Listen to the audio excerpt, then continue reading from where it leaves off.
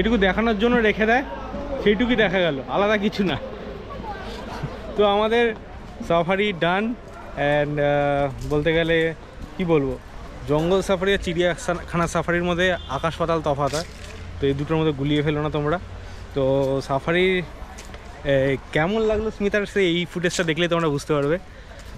পুরো সাফারিতে ঘুমিয়ে ঘুমিয়ে গেছে, কোনো এক্সাইটমেন্টই নেই।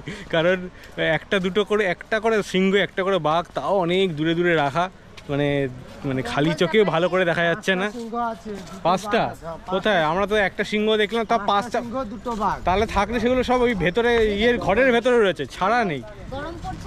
আর ছাড়া থাকলেও আমাদের মানে একখানা দেখছি তো ব্যাস ডান, পরে রাস্তা থাকলেও নিচ্ছে না, ওখান দিয়ে ঘুরিয়ে আবার চলে আসছে। তো এই আর কি, মানে একটা সিংহ কোথাও দিয়ে দেখা গেলো দূরে, ব্যাস সাফারি ডান, সিংহ সাফারি।